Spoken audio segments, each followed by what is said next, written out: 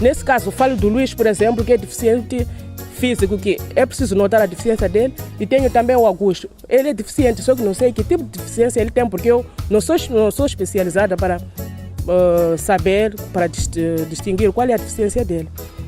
Mas um exemplo concreto, eu trabalhei o ano passado com o Luís. O Luís é deficiente físico.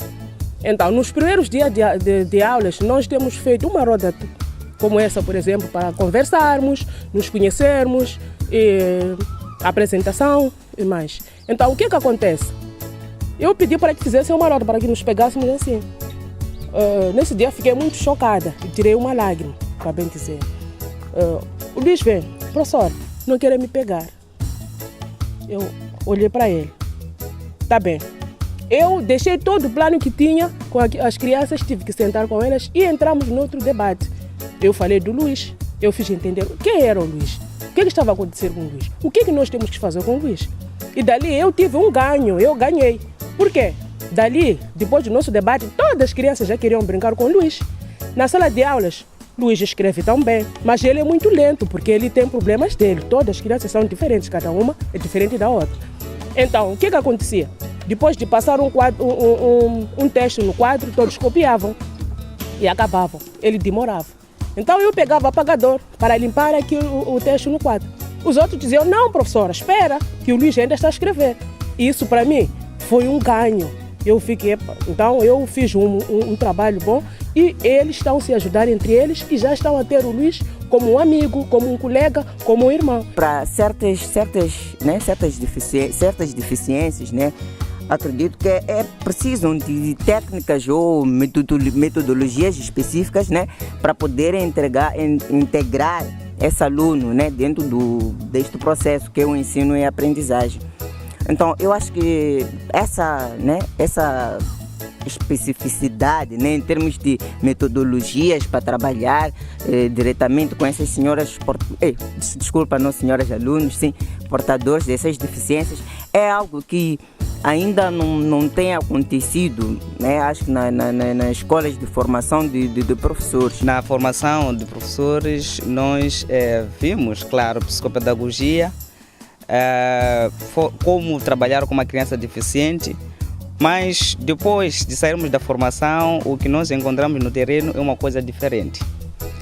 Agora, eu gostaria mesmo que durante a formação tivéssemos um contato direto com deficientes, com pessoas, sim. Tivemos um contato direto, não simplesmente termos aquilo que é a teoria, porque eu, por acaso, tive teoria. Durante o estágio não tive nenhum caso desses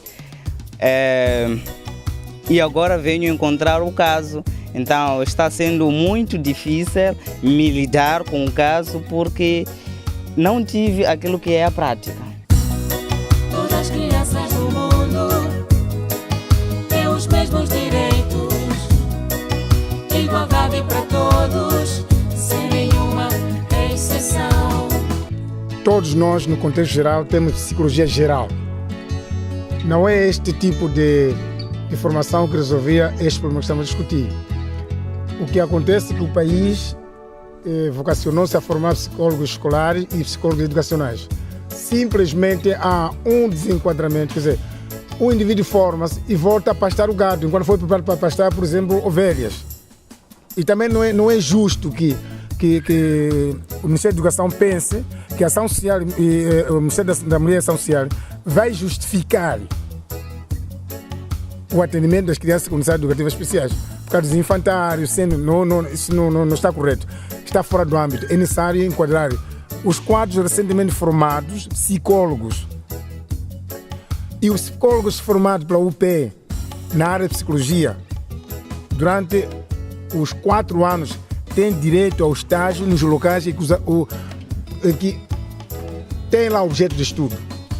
Eu dizia que temos aquilo que é a formação e temos aquilo que é a realidade. Se nós temos um professor que tem lá na sua turma 2 ou uma criança com deficiência e numa turma com 60 alunos, como vai conseguir dar um acompanhamento. Quer dizer, porque existe política no Ministério, a questão de inclusão é uma realidade e concordamos. Mas na realidade, para o Ministério mostrar essa vontade, poder se reduzir naquela turma, haver uma redução do número de alunos. Ao invés de, por exemplo, trabalhar com 60, poder ser que trabalha com 35 alunos. Por causa do acompanhamento que necessita para aquele aluno com deficiência. Bom, essa questão que o meu colega dizia que o psicólogo escolar, ao longo da formação, tiveram esse contato durante 6 meses. Há essa necessidade, porque nós aprendemos na teoria. Um determinado teórico ocidental escreveu que tem que trabalhar desta maneira. Isso escreveu a partir da realidade do Ocidente. Nós sabemos que vários teóricos não estudaram a realidade moçambicana. Há poucos livros publicados a partir de estudos locais.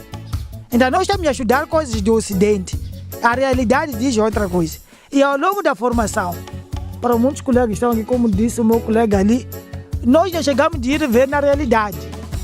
Nós chegamos de visitar escolas que trabalham ou escolas que têm alunos com deficiência. Talvez nós estamos a sonhar alto, né? Mas também podíamos voar, é muito bom. Assim como existe contabilidade básica, não é? E as pessoas tiram curso de contabilidade básica e vão ao instituto e depois vão à universidade.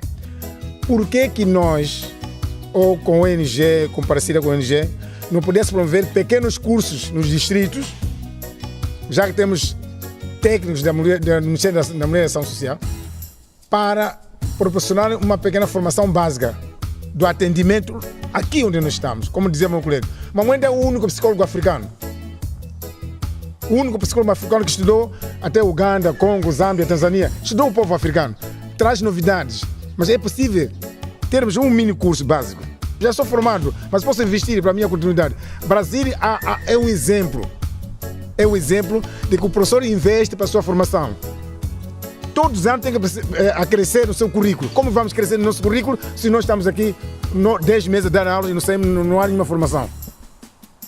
Leocádia, ficou claro que a formação, então, capacitação dos professores não chega a ser exatamente o que enfrentam na realidade, e questões como a superlotação de turmas e a construção de mais e mais escolas que não olham para a inclusão das pessoas com deficiência tem sido uma das barreiras que professores encontram ao transmitir conhecimento para as crianças. Sim, exatamente, porque muitas das vezes pode haver aquela boa vontade do professor, mas a boa vontade não chega para ensinar braille a um menino cego. A boa vontade não chega para ensinar a língua de sinais a um menino que tem que aprender a ler, tem que aprender a expressar-se com gestos, porque não consegue ouvir nem falar. A boa vontade não chega para construir rampas em todas as salas, para dar acesso às crianças que têm deficiência motora.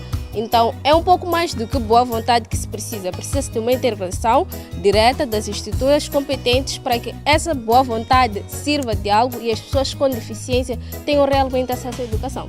Exatamente. E contamos também nesse nosso debate com a presença, mais uma vez, da doutora Fárida, que vamos desde já pedir a sua ajuda também para refletir de como é que é vista a questão da inclusão na educação das pessoas com deficiência, das crianças com deficiência, nas zonas rurais, como onde nós nos encontramos na Massacre, e a questão de consciencialização e sensibilização. Também gostávamos de perceber essa diferença de perspectiva, porque lá na cidade, como dizem, nos prédios, é um jeito diferente de ver a pessoa com deficiência. Aqui na zona um pouco mais rural, mais recôndita, também é uma outra perspectiva. Gostávamos de perceber essa diferença, não só de tratamento, mas também de inclusão na educação. E só de lembrar, Leocádia, no nosso debate passado, as pessoas nas zonas urbanas clamavam pela construção de escolas especiais, de bibliotecas que possam receber pessoas com deficiência, e também escolas que pudessem então abrigar pessoas com deficiência, enquanto cá na zona rural há uma diferença, clama-se uma preparação dos professores e ainda ajuda mútua. É algo muito distinto. Obrigada por esta oportunidade de poder ouvir. Eu também já fui professora. Sinto que os professores que estão aqui são realmente professores com vocação, poderei dizer, para um dia se especializarem no atendimento às crianças com deficiências.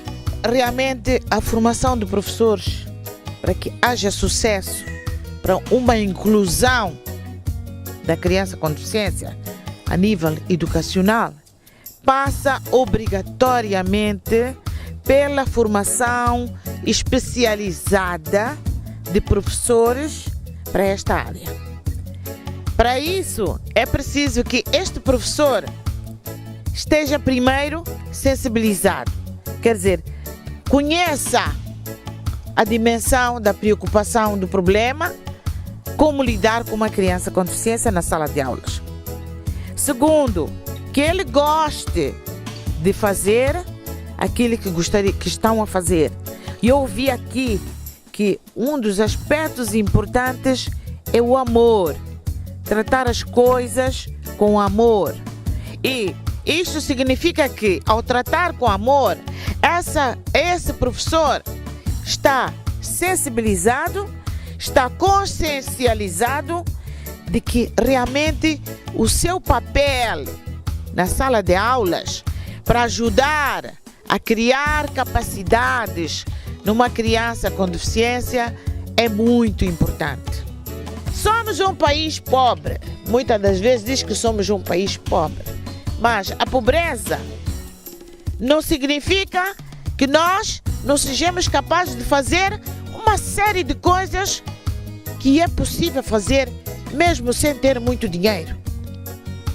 E que é preciso responsabilizar o governo na necessidade, de facto, de olhar a questão da deficiência como uma questão global, que diz respeito a todos os setores da vida.